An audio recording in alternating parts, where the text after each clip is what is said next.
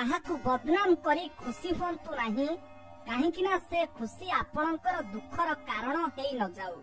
କଥାରେ ଅଛି, ଯେ ପାଞ୍ଚେ ପରମନ୍ଦ ତାମନ୍ଦ ପାଞ୍ଚନ୍ତି ଗୋବିନ୍ଦ। ଶ୍ରଦ୍ଧାରୁ ଜ୍ଞାନ ଆଉ ନମ୍ରତାରୁ ମାନ ଓ ନିଜ ଯୋଗ୍ୟତାରୁ ମିଳେ ସ୍ଥାନ।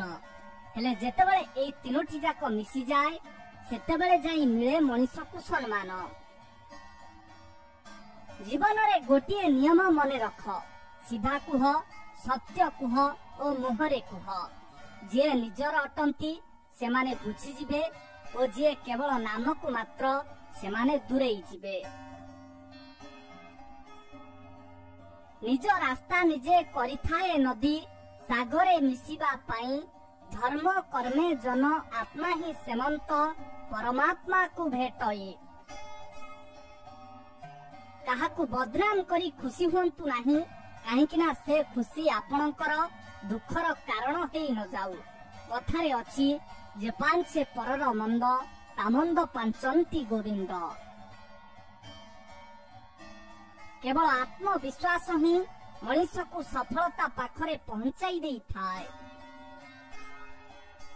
ସ୍ୱାର୍ଥପର ମଣିଷ ଯେତେ ବି ମଧୁର ବଚନ କହୁନା କାହିଁକି ସେ ସବୁବେଳେ ସୁଯୋଗ ଅପେକ୍ଷାରେ ଥାଏ। ସ୍ୱାର୍ଥ ପୂରଣ ହୋଇଗଲେ ନିଜେ ପ୍ରକୃତ ଚେହେରା ସହ ବାହାରକୁ ଆସିଥାଏ।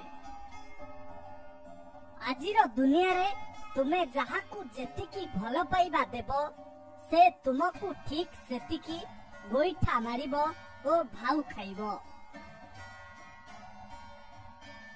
ବୟସରେ କିଏ ବଡ ହୋଇପାରେ କିଏ ସାନ, କିନ୍ତୁ ପ୍ରକୃତରେ ବଡ ସେଇ ହୋଇଥାଏ ଯାହାର ହୃଦୟରେ ସମସ୍ତଙ୍କ ପାଇଁ ସ୍ନେହ ପ୍ରେମ ଓ ସମ୍ମାନର ଭାବନା ରହିଥାଏ।